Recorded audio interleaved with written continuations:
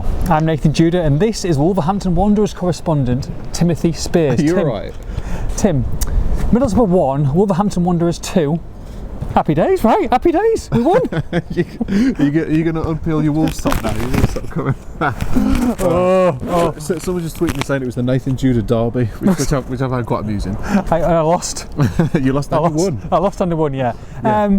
What a game. Yeah, good luck asking me to sum that up, to be honest. Oh, it's incredible. I know already match report and I'm still struggling. Yeah.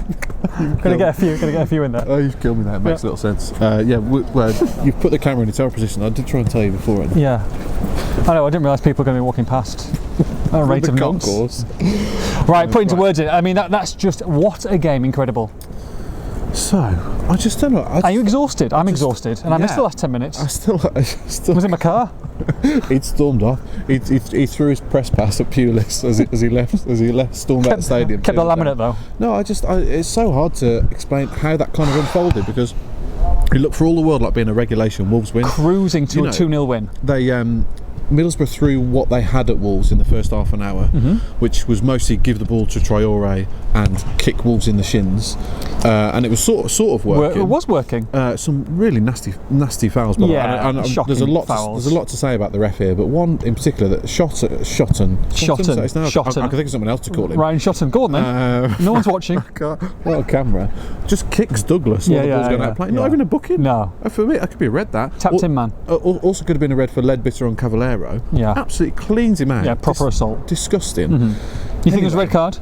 I think I'd like to see it again, but yeah, he's got absolutely no intention of playing the ball. It's a dangerous foul. Yeah, it's a bad foul. These days you can get a red for that. Yes. So anyway, but Wolves came through Middlesbrough's fairly tepid attacking play.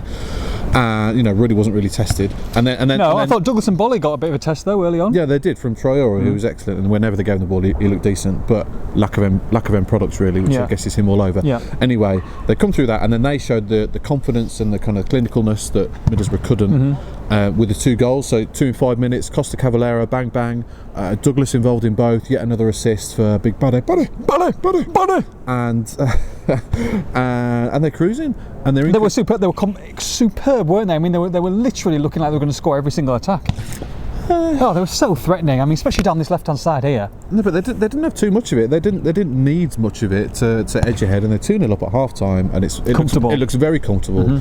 They start the second half kind of sitting deep and soaking up the pressure as you expect them to, and hitting Boro on the counter attack. And you're thinking, this could be 3 or 4 here. And then all of a sudden, this one incident changes the whole face of the game completely. Costa's through on goal. There's 2 players chasing him, and Costa goes down, and the ref for some reason gives nothing, which I don't get. Now, at first I thought it was a dive at first, to be honest. Yeah. And quickly saw a replay upstairs, and it looked like a dive, but yeah, apparently from a closer up angle, it's he's caught on the studs. Well, he's so quick, and he's away just the slightest touch, and he's at down. That pace, and you will go down. But anyway, for the referee to give nothing is beyond me. He's got to give the dive, or he's got to give the sending off, right? Yes, exactly. And Wolves' bench get pretty angry. They've been known to. Have they? I think it's fair to say. Oh yeah. But I've never seen them that angry. Nuno was. I've seen them, but the players were so angry. It's the players that I haven't seen before. Everybody was up and about, and they were furious. But what Wolves then did was carry on that anger into kicking Middlesbrough players. Right, and basically it was heads gone. Yeah, it was a proper heads gone. It's Stephen Fletcher all over again. # heads gone. They completely lost it. 6 bookings in about 20 minutes, maybe more than that. Which was the only way Middlesbrough were going to get back into the game, by the way. No, it was, and so perfect for Middlesbrough. Exactly what they wanted. The crowd were dead. The game descended into a scrap. The crowd got behind Middlesbrough. Wolves became embroiled in this kind of tit for tat. And I thought that the referee was struggling to control it, but you can't really argue with any of the bookings he handed out thereafter. No. 2 for Neves in a minute. 2 for Doherty in about 15. One of Doherty's was maybe slightly harsh. Personally, I agree with both of them. What I do question is Doherty and Neves both got booked for the same kind of foul. It was incident. You haven't seen that before. Because Neves tries to bring down Traore. He plays on, then Doherty brings him down literally half a second later, and they both get booked for it, which I've just never seen that before. No. I found that a bit unusual. But anyway, all kind of deserving because they're all sticking their feet in where they don't need to, and they just kept doing it. Sace did it. Stupid. Neves is second year. What's he doing? That was some stupid tackle. That could have been straight red. That was very strong as well. Sace did one. Bennett did one. Doherty then goes in with his leading elbow like that. Yes, he did. Yeah. You just ask again. That could be ref had a great view of that. That could be a straight red. So they completely lost the plot.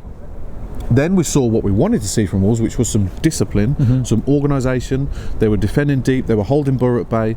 Ruddy hasn't had a save to make until pretty late on.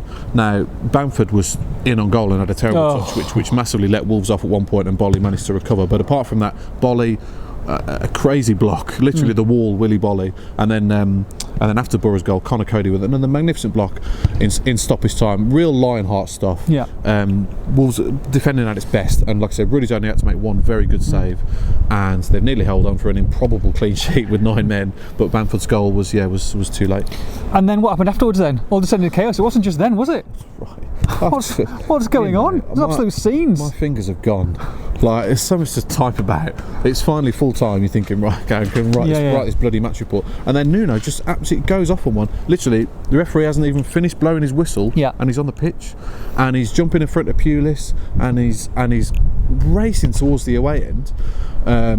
Quicker than you when there's some half-price champagne at the bar. Honestly, he's absolutely. Been waiting to use that all season. Right in front of the away end, he's jumping into Njai's arms. He's rolling around on the floor. All the staff were there. All the players are there. The fans are going absolutely fans love bananas. It. Yeah. Honestly, I never thought. Borough crowd loved it. I never thought I'd see scenes like similar to Bristol City again this season, but it was reminiscent of that, really. Is that because it was almost like that's it now? Happy days. We can start relaxing. Not relaxing, but do you know what I mean? That was it. No, I don't think so. I thought it was all because it was us against them kind of mentality, and I thought all that from Nuno was really aimed at the ref.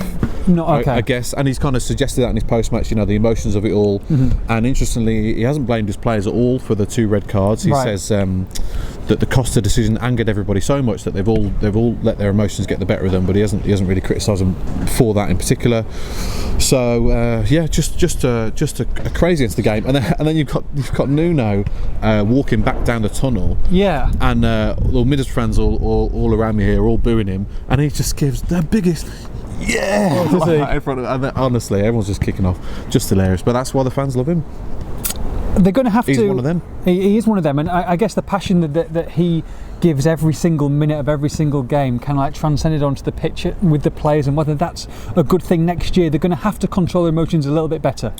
Yeah, I guess the Reds are kind of totting up now, and you do worry about Tuesday's game now. I mean, if it wasn't Hull at home, you'd be even more worried. But still, you've got to think that.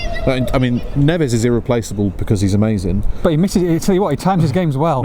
Yes. Does he? It's unbelievable. He's irreplaceable because he's so good. Doherty's irreplaceable because there's nobody else in the squad that can play there. If you fancy a game on Tuesday, if anyone fancies a game on Tuesday, take your bloody football boots to Molyneux for half 7. I'd love to do that. Just cheeky 10 minutes. Who's going to play what wing back? I really do not know. Jordan Graham? I mean, I guess Ryan Bennett is the only man who's played there all season. Yeah.